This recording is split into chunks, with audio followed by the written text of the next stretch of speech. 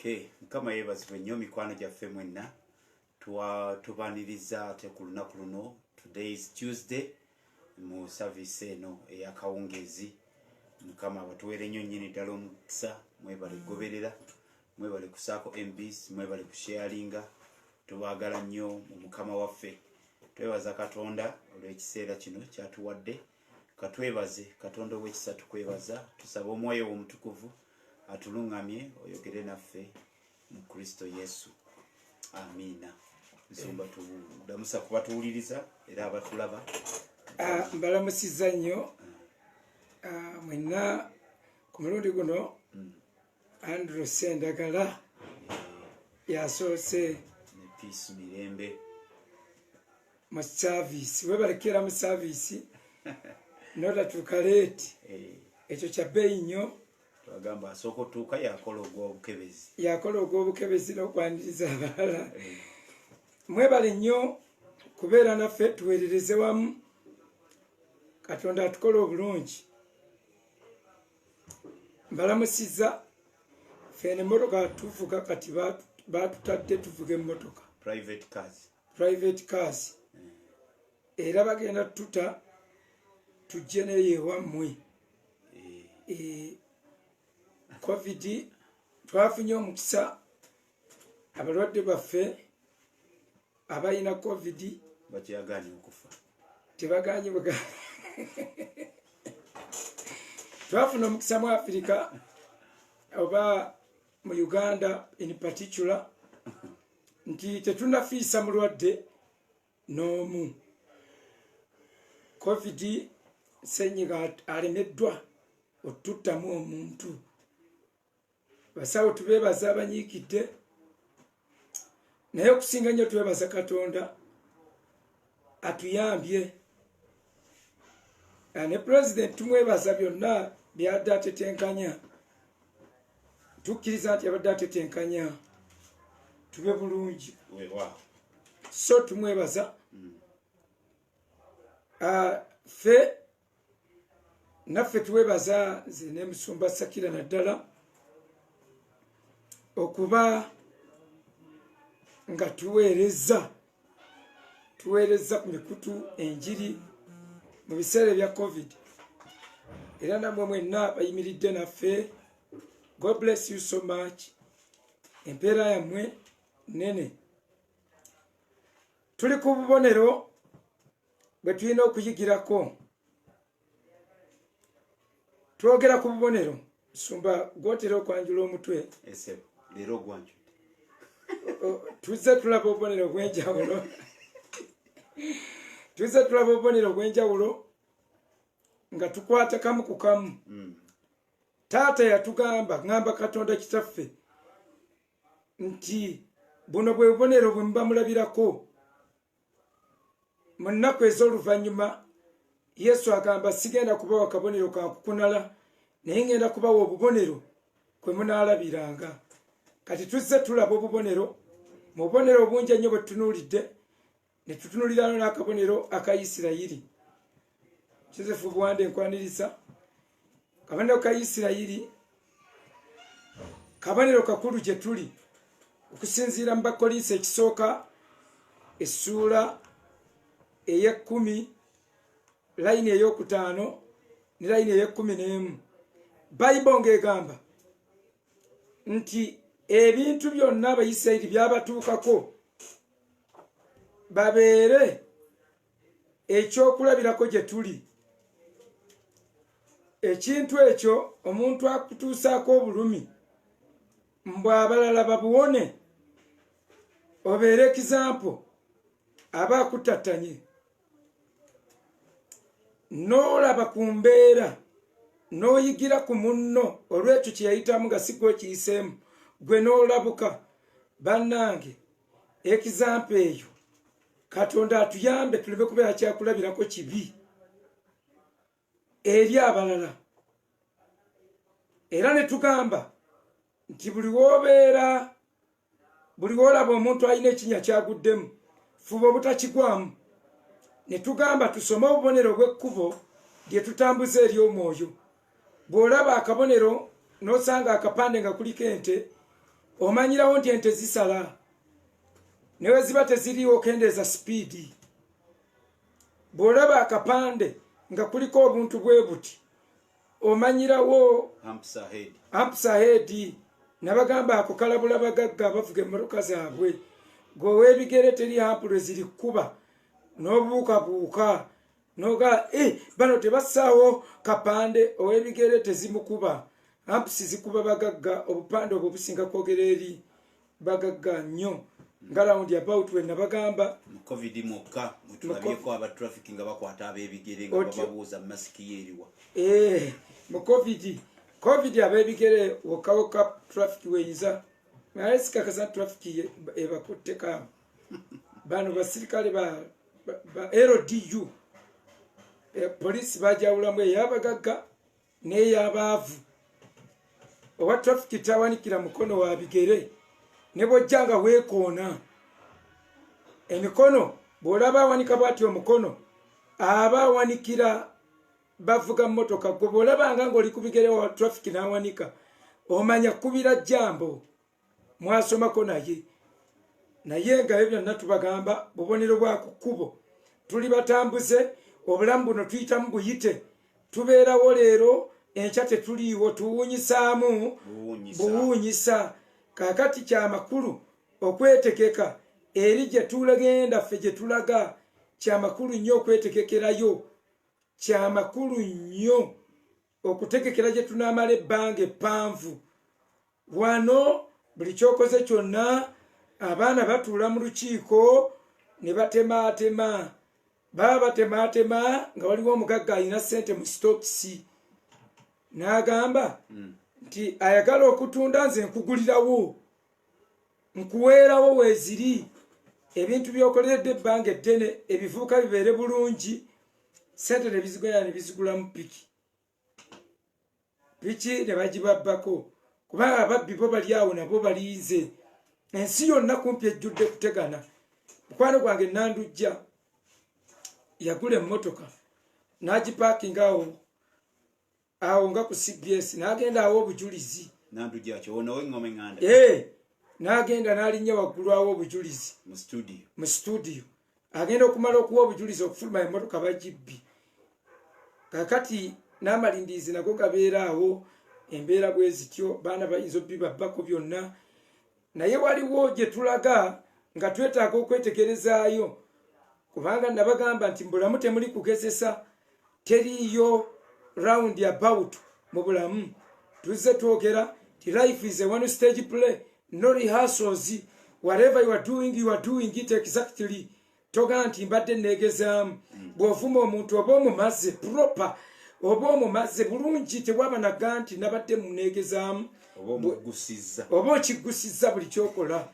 N'olwekyo tusome nga twetegereza obubonero obw'ennaku zaffe ezisembayo ez'enkomerero. Baatuwa akabonero k'Abayisirayiri nti ako kabonero kakulu gye tuli.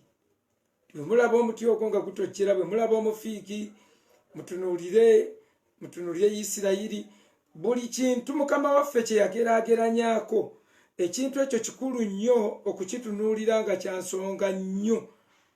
Bw'agamba nti omukazi yava Seeba alibasaliza omusango, buli atayagala gusalirwa. Weetegereza omukazi yava Seeba eyagenda okulaba amagezi ga Sulubani. Bw'ayogera ku Yona nti ngenda bbawa akabonero, si kalala konna wabula ka Yona. Ddayo weetegereze Yona bw'agamba nti ndibawo akabonero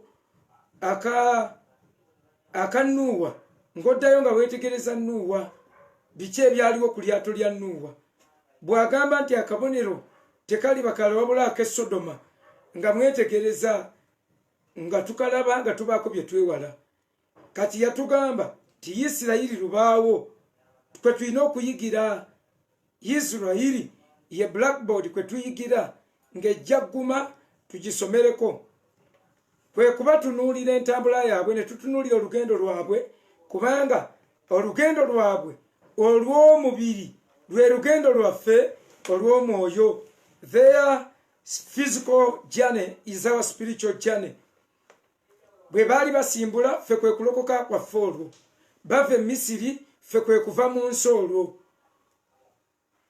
bwe basiika omusaayi ku mifiiweeto gy'enzigi zaabwe ekyo nkitegeera nti we twapulayinga omusaayi gwa mukama waffe yesu tewali kabi kayinza tubaako ekyo nze ndi confident mu kyo era n'abaana bange nakibayingizaamu ffe tetulowoozaayo kintu kyonna twakkiriza ne tukakanyalirayo ne tusirwalirayo ne twerookingirayo kwe kukkiriza kwe twakkiriza nze n'abaana bange eka tetuzza bwosi abaana bange teri azimba kabuto mukyala wange talina kuwanda malusu ng'ali lubuto teri kunywa mmumbwa teri kutuula mu ddagala ne bamutuuza mu bibaafu n'abeera omwo mbu kikimenya teri kulya ttaka lya kiswa ndi mu kumenya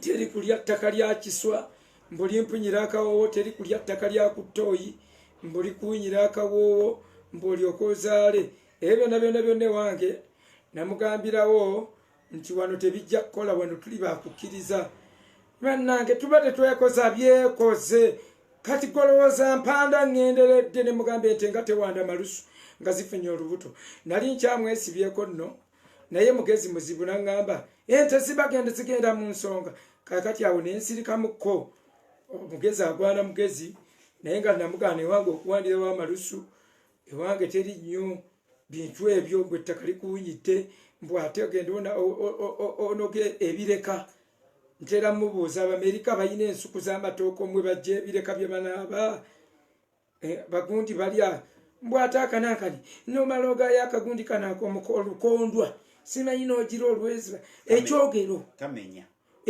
ekyogero gwe ekyogero nga kigende kyogerera eri ekyogero wanti kijja kwogererawo ffe twerooba mu katonda n'atukulirirayo ayagala nnyo kibayita okukkiriza n'olwekyo tubale tubagamba omusaayi gwa yesu bali bagukozesa nga basiiga ku mifiiweeto gy'enzigi zaabwe ekyo kwe basiiga omusaayi ogwo we gubeera well applied kyakimuli seefu bannange mubeere n'ekyokuyiga ku isirayiri we baali e misiri nga balina misiri tebannaba na kuva misiri they were under the protection of God. That small group of people was a protectorate of God's hand. Bali balina obukuumi bwa katonda waffe. Nze newunya embeera n'ekuba mu kitundu kino Goseni n'etakubawo nga balina misiri. Goseni kiri mu misiri. Goseni era mu abatuuma amakyaki gammwe Goseni teweeyagala nnyo. Goseni kiri mu misiri. Kiri mu misiri Goseni teweeyagala nnyo. Nze bagamba siwakana na mannya gammwe tinekyaki eyinza okumaliza eri misiri kyangu nnyo kubanga osanga kyaki nga bagiyita Goseni naye ng'eri mukutuka n'amannya temumala gatuuma abaana bammwe mannya otuuma omwana wo Kavuma ne basooka bavuma oyo buli linnya lyonna balikyamya ate mukyamyako amannya ga ggwanga limu mannya ga Buganda ag'Abaganda ffe era mba nze nkulaba nti enjiri yo erimu tribalism kubanga ebyo tebiina makulu mwana woyinza omutuuma Kizito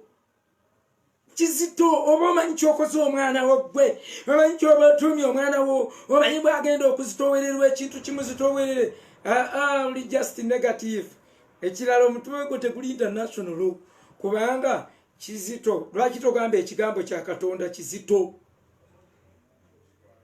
lwaki ekizito era olaba kizibu nze mba ndowooza gwoliko ekizibu kati amannya sigabaako nnyo naye saagala nga kyaki yo bagiyita Goseni olemere ku mannya ag'abantu kubanga Goseni kyali Misiri era Abayisirayiri ne bavaayo Goseni nesigala ng'eri empute Abamisiri ne boocupayingayo mu Goseni nga balowooza ebyamagero ebyabanga Goseni bye bigenda okubeerawo nga bali bavuddewo tebamanya nti abaafuluma bagenda n'ekintu baafuluma n'omukono gwa Katonda. So kyaki we baba bagiyita Goseni ekyo tuva ku mannya g'abantu. Ekkanisa we baba bagiyita Kanaani va ku mannya g'abantu. Sigambye nti kibi ab'e Kanaani temunkyawa mukwano gwange Musumba Lubwama Kanaani oyo y'omu ku mikwano gyange abasingayo mu kiteezi. Nze gwe simwe bendiko naye ŋŋamba ti amanya g'abantu mukagende kompola kubanga nege kanisa bwolitunulamu olaba nga Kanaani ababeeramu baba Bakanani ate Katonda yali alagidde babakube babatte kubanga balina emize 14 Abakanani babagobemu ne bagamba bagobeemu olwakuba muze ogwali kukulembedde gyonna baalirangamu ebisiyaga kati Kanani Katonda n'agiwa Abayisirayiri naye Katonda bwe yamala ogiwa Abayisirayiri tebaddamu giyita bwe baamala ogituukamu Abakanani nga bavuddemu tebaddamu giyita Kanani awo bagiyitanga promised land oba land of promise ate era bwe bagifuna bwe bagikwata neba tekyali promised land. A promise is a promise when you have not secured it, when you have not gotten it, it is a promise. Nebo malo chifuna, it is no longer a promise. It was a promise promised to Abraham. Ntieseno ndijikuwa, that was a promise. Nebajituma promised land. Ense yasubizibwa. Naye osanga wakaduuka oli akatumye promised shop. Edduuka lyamusuubizibwa kyokka aliyina olaba nga tujja emitwe awo tujja genda tunaanulamu ambanayiga naye nga tekitwala mu geyeena tekirina geyeena gye kitwalamu wano waliwo eno mu luwafu waliyo ekkanisa bagiyita misfits of God, the misfits of Christ. Naye nabagamba muwawo nti naye mumanyi kye mwatuuma erinnya eryo lyava mu ggulu nembulira njiri yange nembaviira nengaba naye ekigambo misfit kitegeeza atasaanira omuntu outcast odd man out kati boga nti misfits of Christ. Kale ebyo mbigenzeeko lwa Goseni teri amulala ali bikugamba mukuye yekka yayinza okukugamba bino kubanga sina sponsor. I'm a self-appointed custodian for public morals. Kati ebyo nabyo nawe mbambitereza mbasirowooza ku reaction yo bweneeba nti oba ojja kunyiiga oba oyinza obutaddamu kumpita wuwo nga mbeera ewange. Kale ekyo nakyo tukimaze bavudde Goseni bwe baatambula ne beeyongerayo babasiibudde balidde omwana gw'endiga nga bayimiridde nga bakutte emigo gyabwe nga bakutte nga beesibye mu kiwato beenywezezza ng'engatto bazinaanise mu bigere bazisibye ekirala nga balya banguyiriza ne baliirako n'ebikaawa. Ekyo kyonna collectively tukiyita readiness, ready to move, ready to face the challenge, ready to face tomorrow, ready to meet Christ face to face, ready to begin to run the race that has been put before you. Akati bano baali batambula lugendo musumba ate olwaffe lugendo naye olwaffe si lwa kutambula butambuzi for lwaffe bagiyita race, run the race that is set before you. Duka embira ezikuteereddwa mu maaso. Eyaffe erimu categories bano baali batambuze nga batambula butambuzi naye olugendo olwaffe olw'omwoyo baalukategorizinga.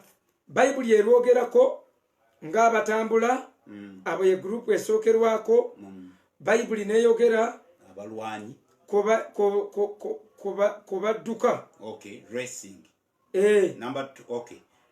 Esooka tugambye abatambuze etuyita abatambuze era abayise. Eyo gurupu esookerwako abatambula obutambuzi ngamba mu movement eno gye tukola, mu motion gye tulimu. Kati gurupu ey'okubiri egamba nti mudduke. Pawulo nga ganziruka bwe tisinga atamanyi. Abo be baddusi bathiretizi ng'ogyeko bali abamaakinga balowoozaako ng'abamagye. Bano bathiretizi baddusi bali ku mbiro era nga bakugamba mudduke okusinziira ku prescriptions to the set rules. Run according to the rules of the game, oba the rules of the relay. Akantu koddusa mateeka gaako ng'okaddusa akati. Bali abaagabanga akati guno omulembe mmwe temubimanyi nnyo, naye ffe abaaliwo mu mirembe egy'edda twalabanga abaddusa ba athletes nga badduka ne bagaba baton. Kaakati olw'okuba tewakyali ekizampa ezo kyova olaba n'abakulembeze tebagaba kati kubanga tebaazannyeko mizannyo egyo. Naye bw'ova kudduka waabangawo abalala bayibuli beeyogerako ate abatumbiira.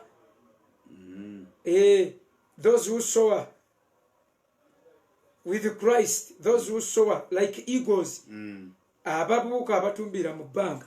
So tuli ku lugendo lwa Isirayiri Musumba ng'ekizampa.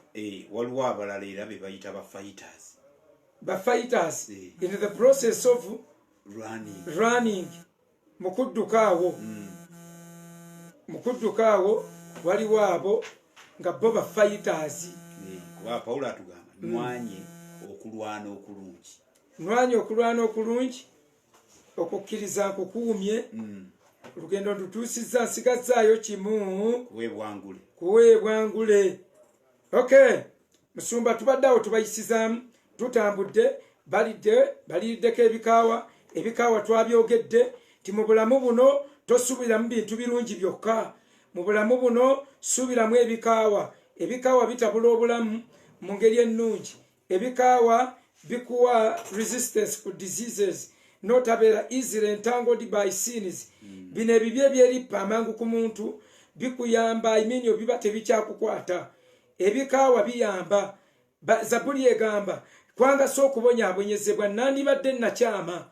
Zabuli 19:68. Zabuli 19:68.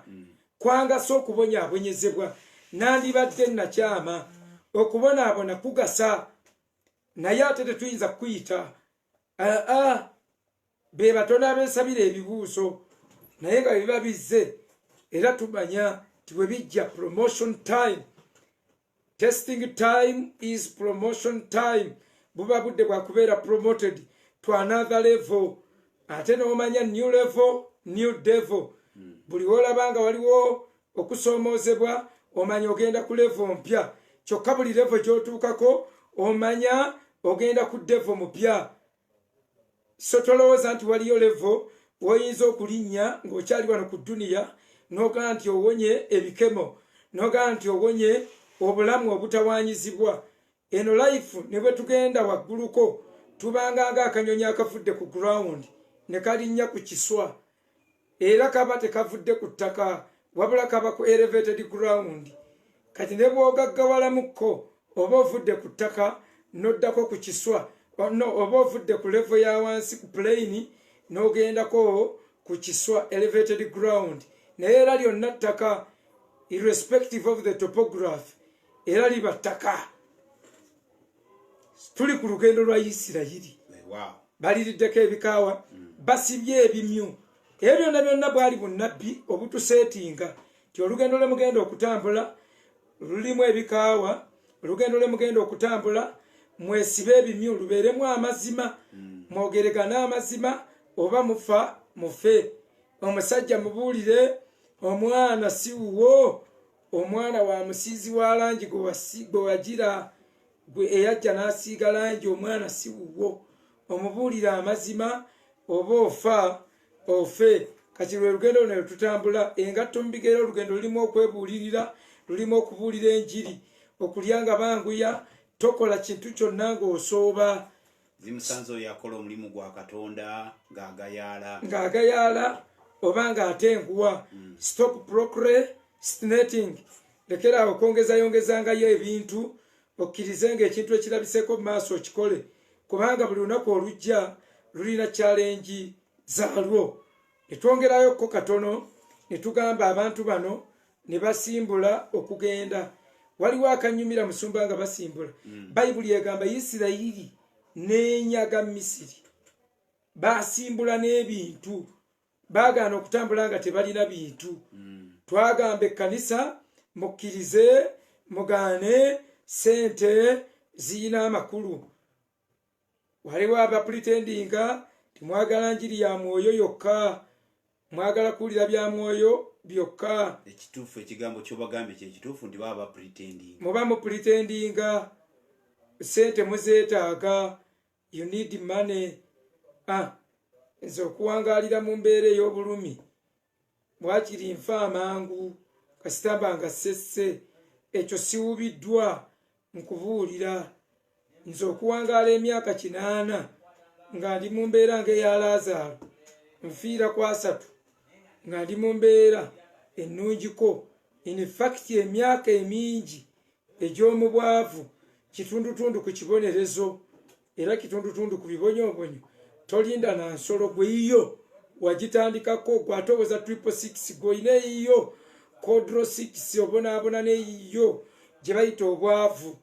Oze bagenda kuteekako ennamba ku kyenyi gwe iyo bagikuteeka mu nsawo ekutulugunyiza omwo. Obwavu kibi nnyo sigamba sin, but it is bad. We need money. Oluganda yayogera bulungi ti obwavu mpologoma. Obwavu mpologoma bweterwanako ekulya ekutta. Abaana abasosomidya banatera okusaba olunyiriri olwo olw'obwavu mpologoma. Anti kyevu tegambibwa Luganda si Bayibuli wa Luganda. Amina enkuluze yeyogera. Kakati basebo ne banyabo twagala kubagamba olugendo balutambula bali safe, olugendo balwetegekera, olugendo nga balina ebintu byonna bye bagenda nga beetegese. Bayibuli egamba nti tunaamanya tutya Katonda byanayagala tumusinze nabyo, tulina okugenda nabyo nga batambula bamanyi nti obugagga Katonda abutuwa 1 okwesanyusa nabwo kusinzira mu Timoseewo ekisooka 6:17. 2 nti okugabanga era agamba buli muntu yenna akolenga abenga n'ekyokugaba. Era wano we nasinziira n'enkubiriza buli musumba yenna nti musooke bw'obanga muyina ekkanisa nga y'abantu 3 nga abantu bwe bali less than 100 b'osumba, genda okole. Ng'olina abantu 10 okukka wansi, genda okole, mugende mukole. Ekyo kijja kubayamba. Kubanga gw'ogamba otya nti oli full time minister ng'ate bakasitoma abo si ba full time. Bakasitoma abo baba bakuŋŋaana lwaggulo ku Lwokusatu. Mu nsonyi wa Kristaayo bayita bakasitoma. Kubanga omuntu yenna bw'atakola mwe muba muyina kufuuka bakasitoma. Kaakati bakasitoma baba bajja nga bajja Lwakusatu ate ne bajja lwaggulo ne bajja ku Lwakutaano ate ne bajja lwaggulo. Ezo zonna ennaku oba ozikolamu ki?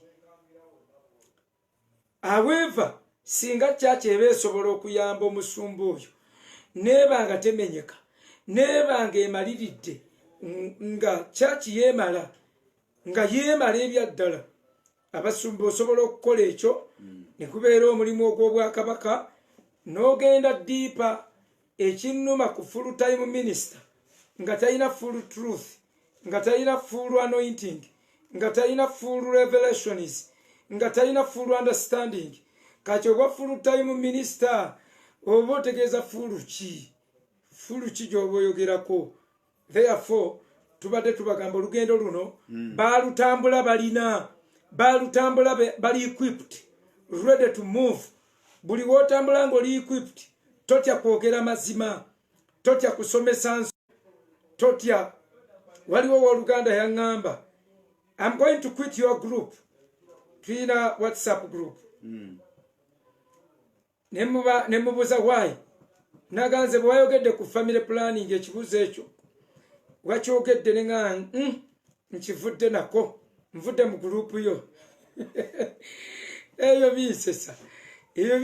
Omuntu eyazaalibwa nga alekeddwawo, omuntu eyakula nga amanyi loneliness was my daily bread. Ekirala nze ensi nkibala bwe nti buli kintu kyonna ekijja gye ndi kirimu obulungi. Katonda kyaggulira n'akireka kijje gye ndi, nze nkirabamu obulungi. Lwaki akirese kintuukeko? There must be something good.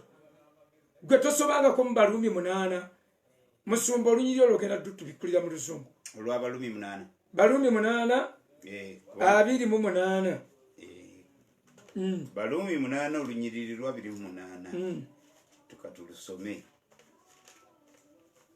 balumi 8:28 twogera nti ebintu ebijja gy'oli bino ebikawa bye baliriddeko biyinza okuba bitter, but God is intending to make you better, not bitter.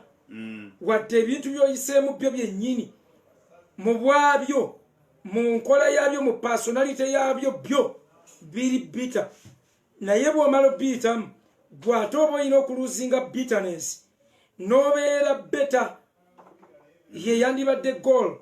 Balumi 8:28 agambye, and we know that in all things God works for the good of those who love him, who have been called according to his purpose. For those God foreknew, he also predestined to be conformed to the likeness of his Son, that he might be the firstborn among many brothers. Ye Balumi 8:28 endala zigamba, and we know that all things work together for good. N'oteekawo akawummuza n'amenya ti ebintu byonna bikola olw'obulungi eri ki? Eri bano wammanga, those who are called according to God's purpose. 2, those who love God, abaagala Katonda. Abantu aba ebintu byonna bikola olw'obulungi, byonna Bayibuli yawe teraga nti ebimu. Kakati byonna bye tulese ne bituyitamu olw'obulungi. Oba oli awo singa tewayita tewandibadde awo oli, tewandisinkanye bantu bamu. Era awo enkugambira lekerawo n'okwegomba abantu abamu, kubanga balina bye bamiisinga nga gw'obyenjoyinga. At least you enjoy your mother. Oba kuba President Museveni, maama wo teyandibadde maama wo, oba omusubiddwa. Esumba kali ak'okugenda n'ebintu nti ebintu birungi, obugagga bulungi, waddewo oluganda asuddeko olunyiriri nti lulungi okubalansinga ekintu kino. Timoseewo 6:17 agambye nti command those who are rich in this present world not to be arrogant, nor to put their hope in wealth, which is so uncertain, but to put their hope in God, who richly provides us with everything for our enjoyment. Nkutira abagagga bagabenga nga beetegekera baleme kubeera akodo, naye bagabenga nga beetegekera obulamu obuddako kwe baliyima okulaba ekisa kya Katonda, kubanga Katonda atuwa obugagga obwo okwesanyusa nabwo n'okumuweerezesa. Therefore byonna bye tubaye tugamba mu lugendo luno tulutambula tubayigireko, tebaatambula nga tebayina, baalutambula buli omu ng'alina. Kyokka ate nammwe abafunye temubeera arrogant. Otyo nti you share, you give. What you give is the one that you have retained. Kyogaba kyofuna. Era nze nkubuulira abagagga ekibazimbya mu nsozi kwejjako ba Laazaalo. Lwaki? Okuva Laazaalo yatwazisa omugagga mu Geyeena.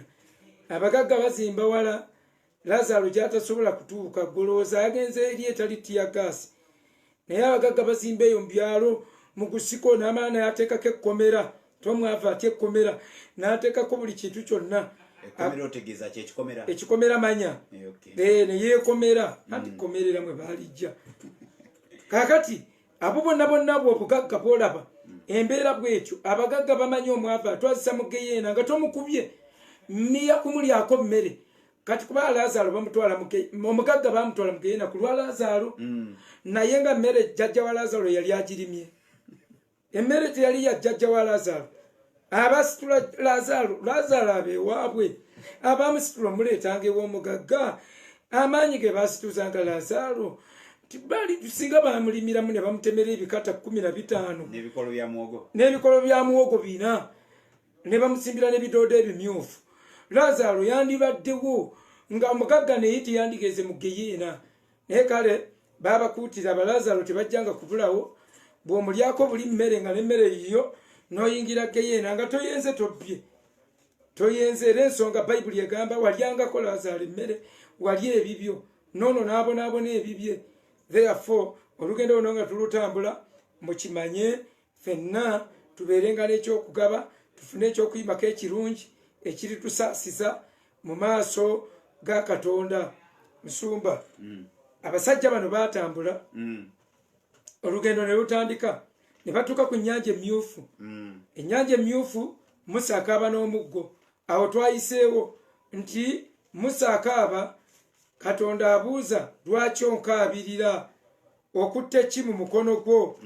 Awo twalabyewo aliridde waabo kuva yabadde kuva essula ya 14 ya 13 olunyiriro lw'e17 Mukama n'agamba Musa nti 14:15 Mukama n'agamba Musa nti kiki ekikunkaabiza?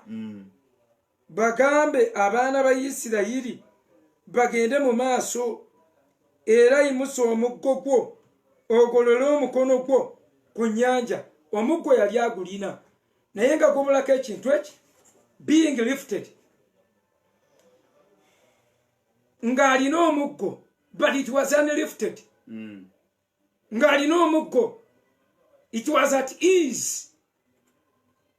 Church erina authority. Church erina obuyinza ku daimoni. Buli mukristaayo asobola okugoba omuzimu naye authority omuggo gwo guli wansi. Bino tubiteekamu ebyobuwemu Oluganda bamanyi naye simu omuggo ogw'obuyinza. We are talking about authority. Alina omuggo naye omuggo guli wansi. Luka 10:19 mbawadde obuyinza n'amaanyi okulinnya ku njaba zonna ez'obusagwa na buli maanyi gonna ag'ekizikiza tewaliwo kabi kalibabaako.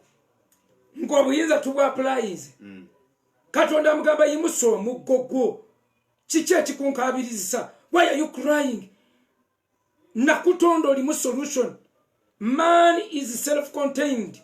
Bw'aba wakunoonya ku buyambi agolola mikono gye. Era bayibuli egamba abasajja bawanikenga emikono gyabwe emitukuvu egyo mu kusaba. Egyo tuba tunoonya extraordinary power okubanga tusobola okuwangula oba okutambuza bye tutambuza. Naye Musa bamugambye lift up your rod. Yimusa omuggo gwo. Yimusa obuyinza bwo. Abooluganda tulina obuyinza obutali bukozese. Tukaaba n'ekisumuluzo ng'olaga n'okulaga olujja olwo mwe bansibira nga gwe weesibirayo nga togenderedde. We have the solution. Teri kizibu kitalina solution. Buli woolwa n'ekizibu ebbanga eddene ekizibu ekyo ne kirwawo. You are part of that problem. Era bw'oba osolovinga, begin with your solve. Begin solving, tandikira kuggwe nga weesolovinga. Oba olina okweyiwa amadirisa bwenna. Ekizibu kyonna ekijja gy'oli kirina solution. Bwe olaba tekirina solution ng'okoze byonna awo guleke gukunte. Weerondemu amayinja. Weerondemu bweronzi mayinja weetememu ensalosalo. Kuba gwoba weesulise buli kintu kyonna kirina solution. Kirina. Tolaba bino ebya COVID. COVID ayina solution. Naye abantu bali just selfish. Very selfish. Mwe mbyokoza mbudagala lyabula. Those people are just selfish. All viruses bazze baziyiza amagezi. Bayina antiviruses. Akati kanonga ne bugumu likatta. Mbo tekasobola bugumu. Ngamba otyanga ani gwomatiza nti emisinde egyo nagyonna gye tututte ne twekweka wansi mu bitanda. Kati leero nga twogera fena tulo nga bwetyo bwe twogera nga solution yeebuze nkuwe masiki abali ngo nagaye sijja gikusaako ng'oyogera oli bwotyo nga Katonda abantu be baba masikinze Bible yega tosibanga nte mumwa oguula ngo ewula togisibanga mu omumwa nga guli bize gukola totekeddwa gusiba kikirimba kolise ekisooka essula ya 9 yali akotinga endagaano enkadde kakati emimwa gino gikola tubuulira njiri kakati I mean there is a solution, there must be a solution. Era abantu solution zibasirikira kyofala bandasanyukidde nnyo owa Madagascar bataamye bo bagamba abalwadde babejjanjabira naye World Health Organization tekkiriza egamba temukiranga n'okukiranga babajjanjaba ne babalangira n'obalangirira nti babano bawonye. Uganda abaayo ebejjanjabidde egamba noga ababano bawonye. Kakati bwe muyina kugenda ne mubuuza Uganda ekikola etya ejja babuulira bwekikola bwetababuulira naye nga bayina okubabuulira ekikola etya Madagascar ekikola etya ne bannayuganda abali stranded mawanga amalala bayitiddwa bakomeweeka bajja wali obujjanjabi bali bateekamu sente nyingi bakoze eki febwebityo. So mbadde ngamba there is no problem without a solution. Teriyo kizibu kitalina solution, kitalina kyakuddamu. Byonna biba ne solution.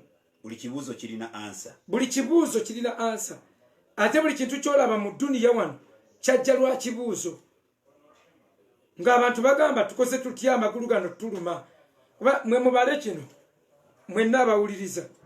Katonda yatonda Adamu n'amuteeka mu lusuku Edeni, n'atamuwa ntebe, n'atamuwa mabaati, n'atamuzimbira nju, ate teyamugambanga kintu kyonna ku bya growth and development. Katonda n'atonda byonna n'atamutondera muliro, n'atamuwa wadde ebibiriiti ebyokukozesebwa. Katonda yatonda omuntu lyamuteeka butesi. Bayibuli egamba bwe yamala okukola byonna ensi n'agifukirira n'emeza emiti ne kimera n'amugamba ogoto kulyako simple. Katonda n'addayo mu ggulu, yajjanga mu fellowship naye yaleka mu kickstartinze ku magezi n'ayita ebiramu byonna n'amugamba name them bineminge. Buli ekyayitanga mu maaso ga Adamu Katonda amugambye bituuma amannya sijja bikutuumira. That was kickstarting nga bw'osamba piki n'ekolera. Piki bw'emala okukolera ate bw'oba ofuka togenda ng'ogiddamu. Era buli omu abaakula nti tomanyi piki bayinza n'okukwata nti ogibbye. Bw'emala okukolera toddamu kugisamba. Adam was kickstarted in the Garden of Eden when God paraded animals and all beasts n'amulagira abituuma amannya.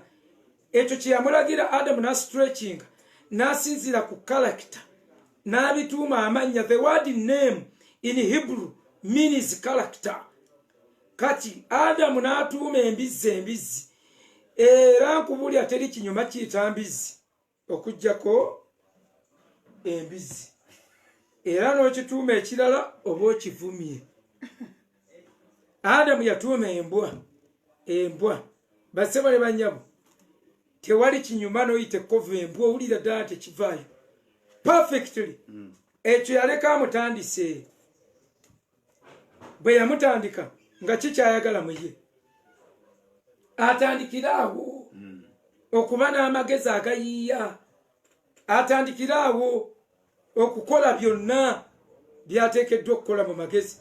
Ye yayiiya ekitanda, Adamu ye yayiiya buli kintu kyonna. Adamu n'amanya amagulu gamuluma ne yeebaka ku muti ne gumunyiga omugongo n'agubajja ku ngulu. Olwo idea y'ekitanda ejja, omuti n'aguteekako obugulu ng'ebiwuka bimukwatirira birinnya ebyewalula bimutambulako. N'aguteekako obugulu n'afuna engeri y'amagezi g'ekitanda. Thickness n'agikendeeza okwekanga akoze ekitanda. Magulu gamulumanga n'ayiiya okusitama n'ayiiya bwe bityo. Era bwe yamala okulya ku muti ogw'okutegeera obubi n'obulungi, amagezi ag'okutegeera obubi n'obulungi, n'ayiiya ate engeri gye yeesabika wano awali magala, n'asabika n'eno ne yeesabika ebikoola eby'omuti omufiigi. Adamu omu okuyiya ne kugenda nga kweyongerayo so katonda atuwa solutions mu buli mbeera olugendo we lweyongerayo kyekiddako nga tunaatera okumaliriza olugendo bwe lweyongerayo mu ssuula ye-15 bayimbye oluyimba olwa Musa. Oluyimba gye lugwera tusanga nga ebyokulya biri bye baabawa bamaze okusomoka ennyanja bamaze gisomoka bagiyiseewo bwe bamala ogiyitamu kyewaliisa oba ekiwummulo ate olw'okuba atugambye nti baaliriddeko enva ezikaawa. Katonda ebikaawa tatuwa bya bwereere bituteekerateekera nga bwe tugamba nti ekituliisa nakati ne katunkuma n'ejjobyo kwe kubeera nti lirimu ingredients. Bw'oba oli mulwadde wa sukaali, bw'oba oli mulwadde w'ebirwadde ebirala bwe bityo ebyo ebyekigaggagagga bye bakugamba nti lya ku bikaawa n'olya ku bikaawa naye ng'ebikaawa obirya si lwakuba biwooma, obirya lwa biriisa ebirimu, obirya lwa ddagala eririmu, obirya lwa nutrients ezirimu. Nawano mu kusimbula nga balya omwana gw'endiga baliriddeko ebikaawa. Ebikaawa ebyo byali bibagema, byali bibawa ebinywa, byali bibawa embavu bwe banaayimirira nga basanze embeera mu buliwo ezikaawa, embeera ezibalagala. Era tetulwawo ku Lunyiriri 22 tutuuse ku mazzi g'e Maala. baba bakamala eri okusimbula okulya ebikaawa batuukira ku mazzi nga gakaawa ag'e Maala, mazzi g'e Maala. Soma 22 15 tuli mu kuva essula ya 15 Lunyiriri 22 15:22 Musa n'atambuza Isirayiri okuva ku nnyanja emyufu ne bavaamu ne batuuka mu ddungu lya Suuli ne bagenda ennaku 3 mu ddungu ne batalaba mazzi. Nnaku 3 nga tebalaba mazzi. 23 bwe baatuuka e Maala ne batayinza kunywa ku mazzi g'e Maala kubanga gaali gakaawa. Kyekyava kiyitibwa erinnya lyakyo Maala.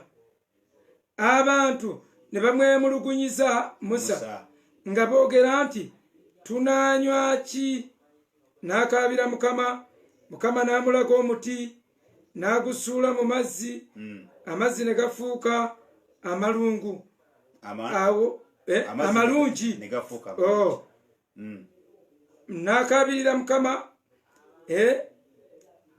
Mukama n'amulaga omuti n'agusuula mu mazzi, amazzi ne gafuuka amalungi.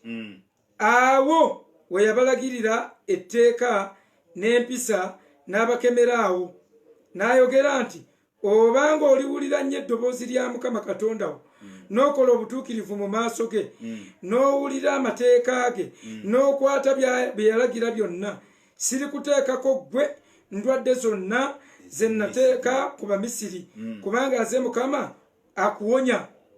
Ne batuuka Erimu awali ensulo ez'amazzi 12 n'enkindukindu 12 n'enkindukindu 7 ne basulaawo awali amazzi. So tuli ku mazzi g'e Maala, amazzi gakaawa. Embeera twagambye nti embeera ezikaawa mu bulamu gye ziri, ne kye tuyita obulamu tetusobola kusigazaawo kye bayita bulamu nga tewaliiwo bisoomooza, ebintu ebiri negativu, ebintu ebinyigiriza.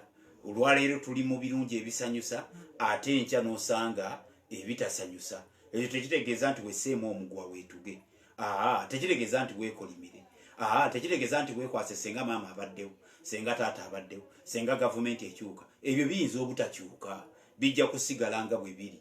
Naye kikulu nnyo okumanya nti Katonda ate bw'atuleeta mu mbeera bwe zityo ezikaawa abeera n'ekyokuddamu, abeera ne solution. Bwe tuba tukutte bukwasi story eno ka passage kano we kali, bakaaba babuuza tukoze tutya. Bayibuli egambye nti Katonda n'alaga Musa omuti ogwali awo n'amugamba kwata omuti ogwo, si ku luno si gwakutte mu ngalo, ku luno si guno ogugwe gwakutte.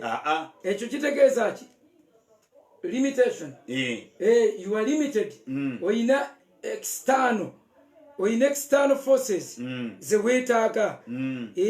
So obuyambi kwegamba wetaaga cooperation, wetaaga okola n'abalala, wetaaga nti obuyambi bwonna oba byo kyonna kye wetaaga mu lugendo lw'obulamu Katonda takikupakiddemu wekka, naye akitadde ne mu bantu abalala ne mu bifo ebirala nga kikwetaagisa kunyweza nkolagana na Katonda. Alina instruction endala ekiwuka, kubanga luli basanze ekisoomooza kya Red Sea, ennyanja emmyufu. Solution nebeera nti golola omuggo osobola okola ki okugiyitako. This one other time solution si yakuteeka muggo gwa Musa mu mazzi g'emmaala. Solution eri nti look around, tiweetoolooza amaaso go awo woli olabe ettabi eyange eriyita branch, ettabi olisuule mu mazzi n'alironda, kale lyaliwaawo. Ekikwewuunyisa solutions zibeerawo, kyekiri kyobadde otugamba nti ebyokuddamu bibeerawo. Tewayinza kubaawo kizibu nga tewaliiwo kyakuddamu. Abamanyi ekyokuddamu abatannatuuka butuusi, naye kaamala jja, oba tomanyi bubeezi bw'omutuukako, naye bw'ajja akuliyeetinga kye bayita solution, n'agonjoola ekizibu. Musumba ekigambo kino maala kikulu, oba okukaawa kw'amazzi, because bakiyise batuuka ku mazzi g'emmaala nga gakaawa. Nga bwe gali amazzi g'emmaala nga gakaawa, era ge makulu g'ekigambo maala. Maala kitegeeza bitterness. Bitter. Ebikaawa. Naye ebintu ebikaawa bino tulaba nga bikozesebwa nnyo mu bulamu. Ansooke nkuwa ekyokulabirako. Bateekateeka Eseza agenda afuuke kaddulubaale ewa Kabaka Akaswero. Emyezi 6 genda mu kitabo kya emyezi 6 bamwapulayingako bitter herbs nga ziteekeddwa, bamusiiganga ebintu ebisiiwa nga bikaawa ate nga bisiiwa. So wakati nga babimusiiga balina kye bakola mu ssuula, kozesa essuula esooka olunyiriri lwa 20, essuula yakubiri essuula olunyiriri lwa 20, nga Bayibuli eraga nti wakati nga babasiiga ebikaawa mu myezi gino 6 giyamba ebikaawa bino bitundula, bijjayo obubalabe, bijjayo toxins zonna eziri mu mubiri, bitereeza skin, bifumba olususu lutereera. Bali mu season eyo perfumes ez'ebikaawa, naye ngono ge bateekateeka agenda kubeera kaddulubaale. So Katonda akozesa embeera ezikaawa oba ezibalagala, naye nga bw'aba azikozesa abeera tatutulugunya, aba atuteekateeka ku lw'obulungi obujja mu maaso. Era tutera okugamba bwe tuti nti bantu babiri abava mu buli mbeera, kubanga buli mbeera libeera ssomero. Katonda asomesa. Katonda bw'aba asomesa ayogera eri mu 48 Isaaya olunyiriri lwa 17, nze Mukama Katonda wo akuyigiriza okugasa. So Katonda bw'aba atusomesa akozesa mbeera. Abayizi babiri betusuubira okuva mu ssomero lya Katonda ery'embeera zaleeta mu bulamu bwaffe. Omuyizi asooka ye muyizi gwe tuyita a better student, ng'embeera gy'ayiseemu yamufuula better. Kyokka omuyizi owookubiri ye muntu Katonda gw'aleetera embeera gimuyisaamu n'emufuula bitter, nga mukaawu muzibu.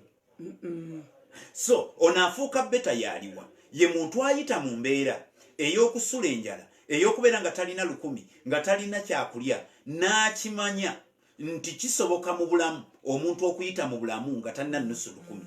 N'olwekyo olw'okuba embeera yamufuula better, bw'asisinkana omuntu nga ye yagivaamu, n'asisinkana ali mu mbeera eyo n'amugamba mpaayo nnusu lukumi, tamubuuza bibuuzo bigamba nti obeerawo otya nga tolina lukumi.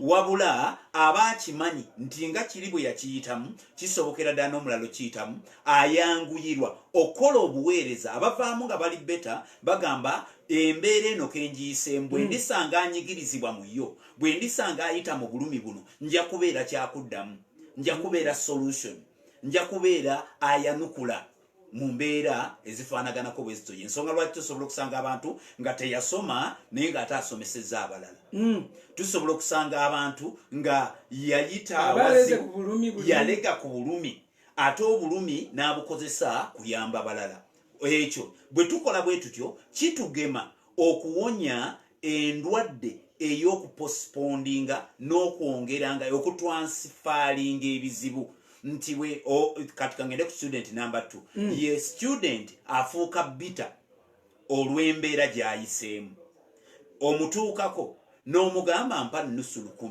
n'akugamba nze nabonaabona naawe bonaabona ffe twasomera mu bigere nammwe musomere mu bigere nze nga saasoma wendi akusikiza bizibu bye bitterness addira kiri kye yatoola eri n'akikwata n'akipassinga on to the next generation ne weesanga nti ensi tegenda kukyuka olw'abayizi abali bitter baddira obukaawu bwabwe ne babwongerayo noddira obukaawu obukuleeteddwa omwami yaganye okuwa ssente yeyaganye okulekeza okameeza n'okwata obusungu n'obupassinga on to the children n'obakuba mu science tukiyita displaced aggression displaced aggression bosi kwe kubogolera oli musajja n'ogenda ng'ovuddeyo onyiize omukazi abakulisaayo n'omuba oba n'omuvuma bubi oba n'omusabula oluyi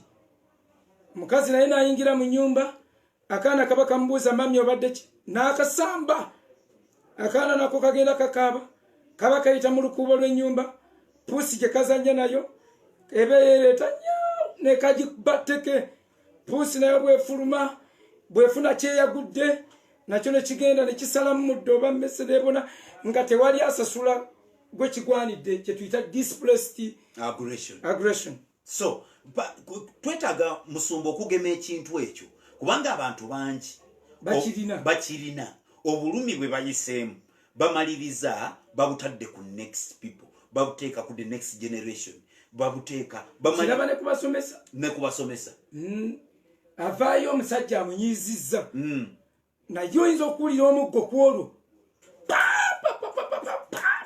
buli amunyiza nabagambye mutule wansi mwebake olwo naasomesa bwana bwa nassale ne bwebaka kyova olaba bitterness tejja kutuggwamu eno mu Africa kubanga kati omuli yakwasa omwana we naye omwapulayingako obubalagazi obwenkanaawo in fact ze natuuka endowooza oba kyekizibu ekitwerabizisa ng'abasomesa naye ensi tefa kubasomesa kwapulayinga oba ebyo bya bitterness gyojja ewaka landiroodi akunyizizza ate kunyizizza gw'oteekamu muyomba byammwe obwana n'obussaamu displaced aggression. Yes. Nkuwate bwati. Yes. Olunyiriri kankuweyo olunyiriri. Zabuli ya 10:19 olunyiriri olw'ensanvu mu emu yayogera bwati.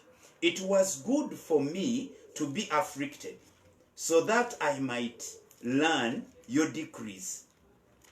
Kwanga so kubonyaabonyezebwa ndyoke tekwata amateeka ago. So senga tutuuka ku ddaala eribeera nti okubonaabona kwe tuyiseemu okunyigirizibwa kwe tuyiseemu tukulabamu omugaso tugulabamu amagoba lwaki kubanga ye Katonda bw'abaleeta n'agamba sijja bayisa mu Bafirisuuti kambatwale ku nnyanja emmyufu yakimanyi nti ku nnyanja eyo emmyufu waliwo ekkubo ate waliwo akattiro gwe wekka actually ekkubo liyisaawo gwe kyokka aba ebijja bikugoba ebijja bikulondoola oba we wava ekigambo kulondoola ebijja bikulondoola ennyanja emmyufu Katonda agiteeseteese nga egenda kubimira etaasa gwe ng'ogenda kuyitawo ate babeeko bye batta gwe oyagala okuyita awalala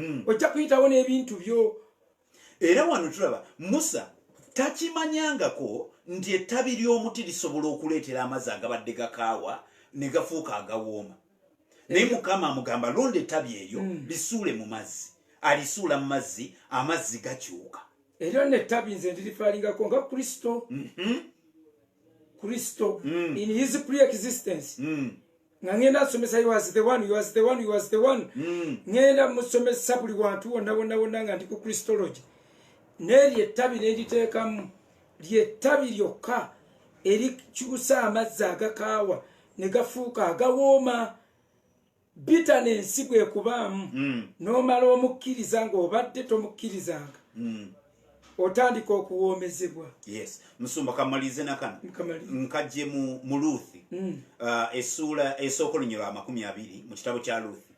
Omukyala Naume agenze mu nsi y'e Mowabu, bw'akomawo agamba abantu abamwanirizanga bamukulisaayo bamugamba tusanyusa okulaba Naume, n'abagamba temumpita Naume, mumpite Mara kubanga Mukama ankoze ebikaawa.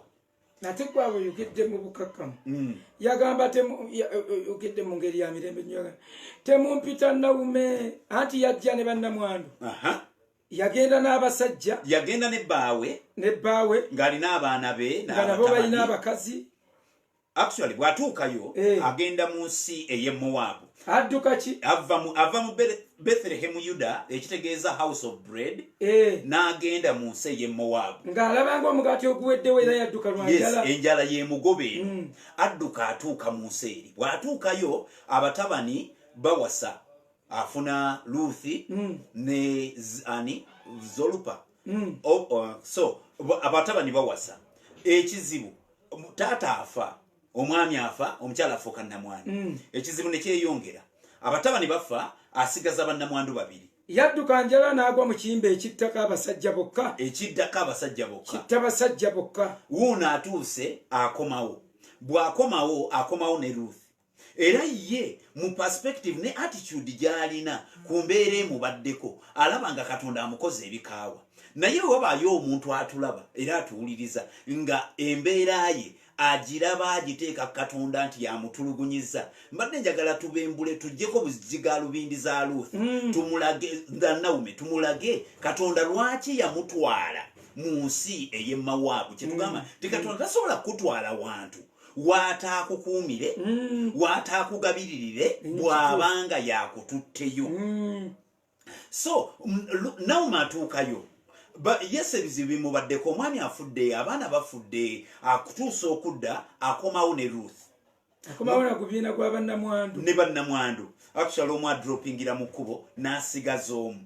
Naye kino kye kyewuunyisa Musumba nti bw'onoonya mu genealogy ezaala ereeta Yesu ku nsi, ogenda kusanga omukazi gwe bayita Ruth ng'ali mu layini. Ruth munnaggwanga ali mu layini, ojja kuddayo Matayo essula esooka. Ali mu layini y'abakazi abazaala gwe bayita Masiya ku mulundi guno ng'abo abazaala gwe bayita Masiya mulimu omukazi omunnaggwanga ayitibwa Ruth. Kati ekibuzo kibeeraawo, Naume kyali yali nsobi okugenda e Mowabu? Nja kugamba nedda. Lwaki? Kubanga yali agenze ajjeyo Ruth ate n'amuleeta amupulesinge mu layini ereeta Masiya. So mission ya Katonda okutwala Naume e Mowabu, yali akimayo Ruth amuleete completing messianic plan egenda okuleeta omulokozi. So mirundi mingi ebintu ebitubaako twemulugunya, emirundi mingi ebintu ebitubaako tubirabira mu galubindi eby'ebintu ebitubeeraawo okumpi.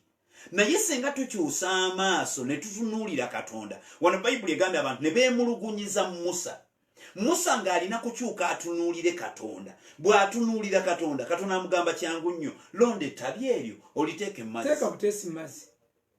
Ye bya Josefu tewabimanya. Agenda abonaabona. Batuuka omutwala mu kkomera, kumbe weewali omuntu agenda omwogerera. Ebigambo ebirimu mu kkomera bitere bimutwale bimufuule katikkiro. Yava mu prison n'afuuka prime minister wali. So abooluganda, embeera of course wali abantu mu sekta z'abakulisaayo abatayagala kwogera nti Katonda asobola n'okuyisa omuntu mu mbeera yonna ey'obulumi, asobola okukkiriza ebikaawa byonna okujja mu bulamu bw'omuntu. Naye mu dizayini ya Katonda kasita akutwala bw'abaye nga yakulembedde, kisoboka nnyo okukulokola ate n'okutaasa. ayina kwogera nga Dawudi sigenda kutya kabi konna newankubadde nga ntambulira wakati mu kiwonvu ekyekisiikiriza ekyolumbe siritya kabi konna kubanga Mukama ali wamu nange. Njagala kubuuza mu mbeera eyo gy'oyitamu Mukama omulaba wo gwe kasita olabanga waali fear not, wummula kubanga ye gwe mulyango gw'endiga.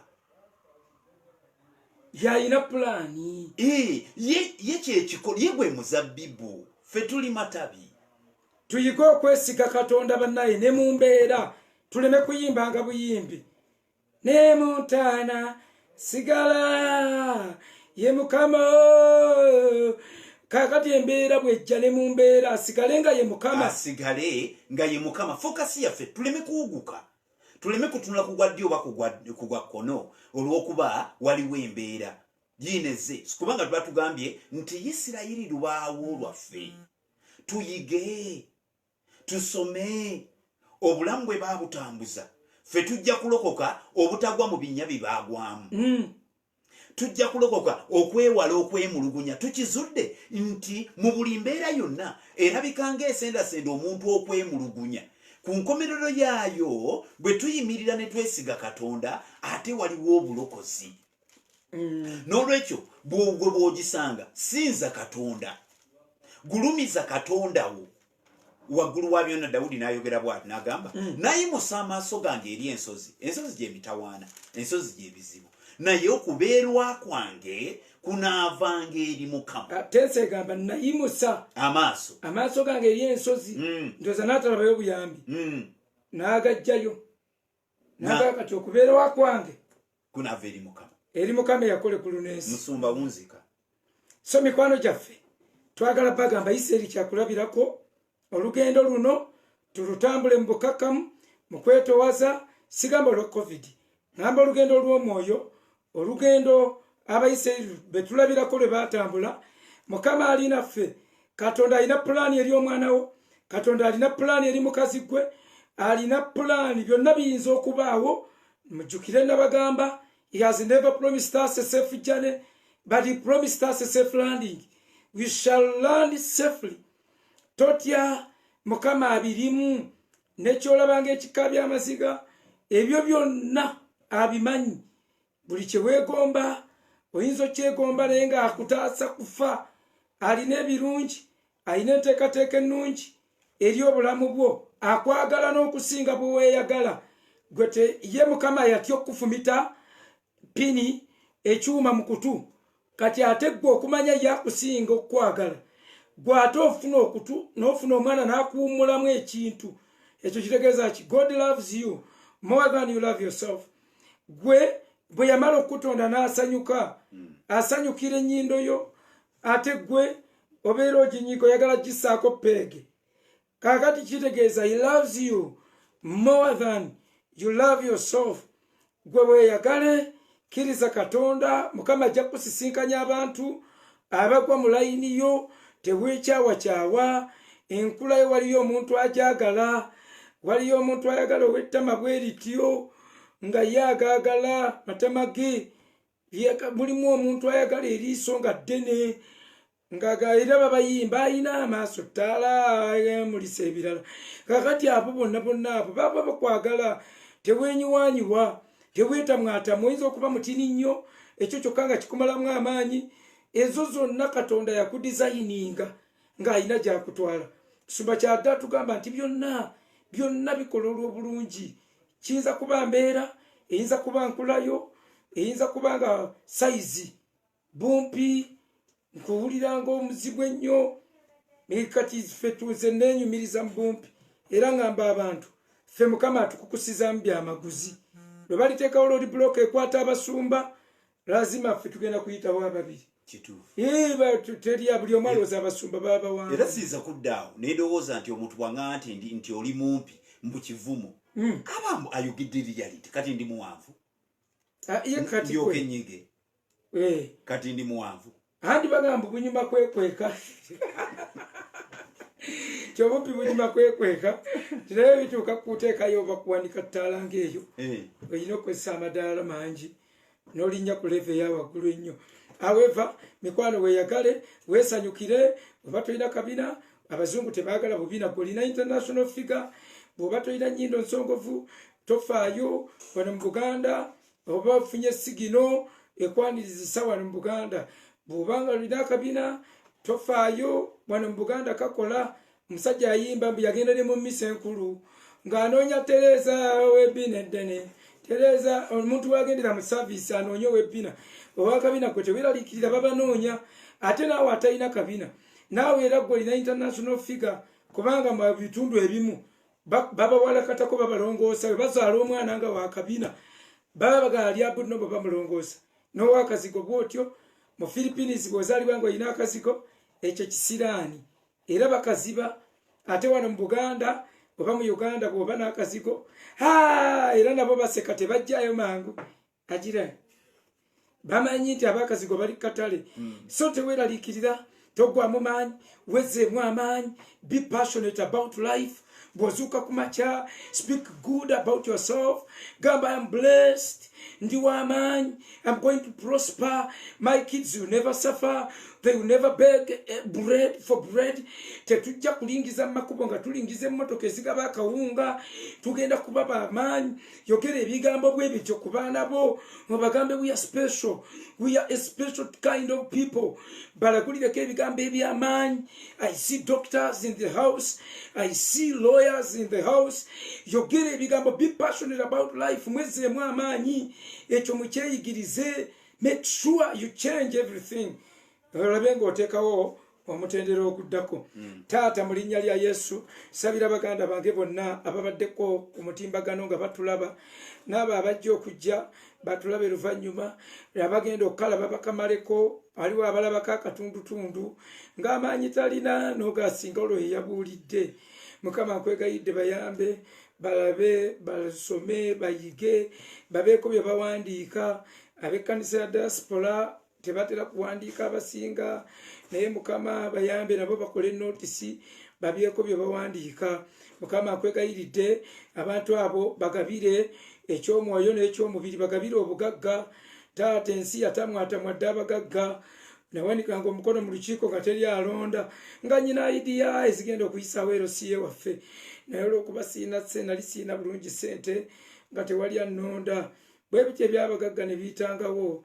Mukama nkwegayidde tuyambe otuwe ssente, tuyambe ensi ereme kutuduulira. Ffe tuloota ebibi, ffe tuloota ebirooto ebitavuunulikika. Bw'oba omwavu gw'oloota gw'omeketa amannyo, anti walabye enkoko wali mu katawuni nga bagyokya n'ogaalumu ndikimeketa, ndikigwako n'ekimeketa bwebaka woomeketa mu mannyo.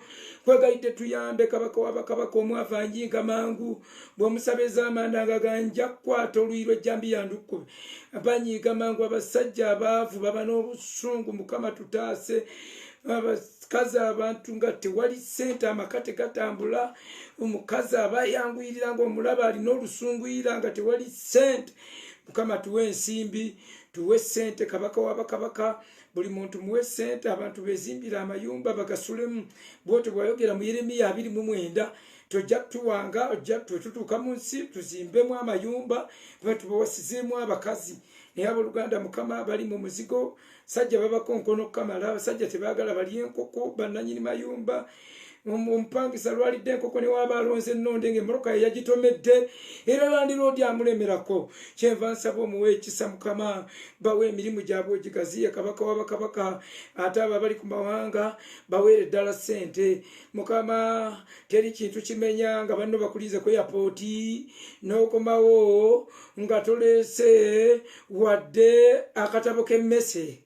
Mukama ekintu ekyo kiruma omuntu abadde ku mawanga nga yagenda kukola ssente n'akomawo nga tazze wadde n'akadondi k'ewuzi. Kyenva nkwegayirira bawe ssente Mukama, wakiri babeerereyo ddala. Muntu akomewo ni ssente.